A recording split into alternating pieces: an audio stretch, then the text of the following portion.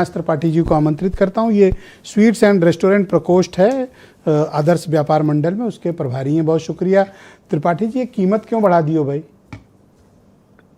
ब्रजेश भैया, ऐसा है ना, मैं ये बताऊं आपको, कीमत ऐसे अचानक किसी ने बढ़ाई नहीं है। सिर्फ सवाल कीमत का नहीं है। मैं आपको ब्रजेश जी बड़ी जिम्मेदारी से बताना चाहता हूं। अभी समीर भाई कह रहे थे कि किसी चीज की कमी नहीं है।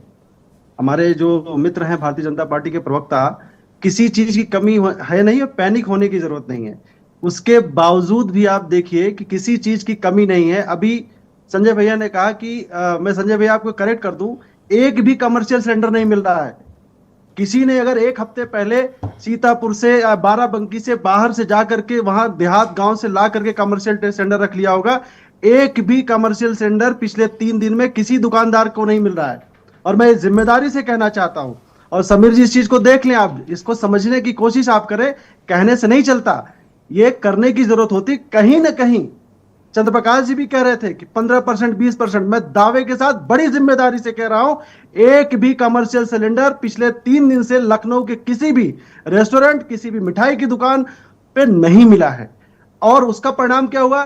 लोगों ने पिछले एक हफ्ते के अंदर डीजल भट्टियां जिसकी डंप पड़ी थी, डीजल भट्टियों का काम जैसे ही बंद हो गया था, क्योंकि इसमें कहीं कोई दो राय नहीं, यूपीए की जो सरकार थी सिलेंडर नहीं मिलता था।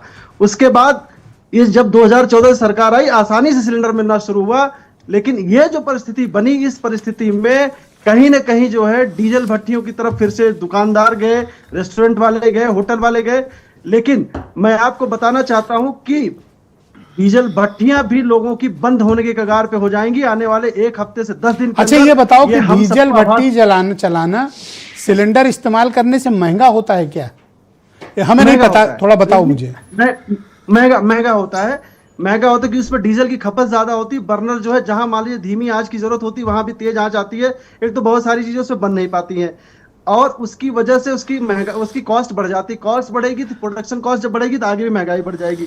और इससे भी आगे की बात बता रहा हूं, आज लखनऊ में 40% रेस्टोरेंट और मिठाई जिनके पास ओपन किचन था, उन्होंने कोयले की भट्टी बनवा लिया। पिछले 2-3 दिन कोयले की भट्टियां बन गई हैं, इस आभास में कि चूंकि 22 रुपए प्रति लीटर जो है आपका जो इंडस्ट्रियल डीजल है उसका रेट बढ़ा दिया गया है। लोगों को भय है कि आगे हमको भी हो सकता है पर्ची पे, जैसे कभी हम लोग छोटे थे तो पर्ची पे और एक नंबर मिलता था कि इस पे आपको इतना डीजल मिलेगा, कहीं ना कहीं उस स्थिति पे हम लोग जा रहे हैं। पर अभी भी जस्टिफाई आप नहीं कर पा रहे हो कि आपने ये कीमत क्यों बढ़ा दी?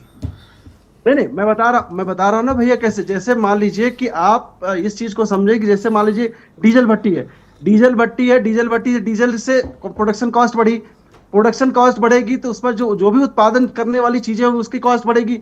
चीजें कम है और मेनू कम हुआ है, आपके सारे स्टाफ वही है, उनके खर्चे कहां से आएंगे? बहुत सारी चीजें। और कोयला भी 30% महंगा हो गया। आज ठीक से कोयला भी नहीं मिल रहा है। कोयला भी आज जो है वो कह रहे हैं कि बाहर से गाड़ी आ नहीं पा रही, इसलिए कोयला भी नहीं मिल पा रहा है। तो उसकी अच्छा, कभी कोई आश्वासन वगैरह मिला गवर्नमेंट की तरफ से कि आप लोगों की भी सप्लाई लाइन को बहाल करने की कोई बात, कोई चर्चा हुई? मैं आदरणीय संजय भैया के साथ हम लोग अभी प्रशासन से मिले थे, उन्होंने ऐसा कुछ भी नहीं बताया। उन्होंने कहा कि आप लोग सहयोग कीजिए, और करीब सहयोग करते करते 15 दिन हो गए हैं। लेकिन मैं इस बात को कहना चाहता हूं कि कहीं ना कहीं आने वाले समय सिर्फ एक चीज पे नहीं, जो स्थिति कोरोना की थी, मैं बता दूं भैया, जो स्थिति कोरोना की थी वो होने जा रही है। बेरोजगारी भी बढ़ेगी। रोजगार, जैसे अभी संजय भैया कह रहे थे लाइव भट्टी जैसे चाट टिक्की बनाने वाले, जलेबी इमरती बनाने वाले, ये जो कारीगर होते हैं अलग से होते हैं, ये कहीं ना कहीं अब अपने घर को जा रहे हैं। अगर ये जब चीजें है नहीं, बनेगी नहीं, तो उनको कौन सैलरी देगा? ठीक है त्रिपाठी जी, मैं डिबेट के दूसरे चरण में इसके इम्पैक्ट के बारे में एनालिसिस पर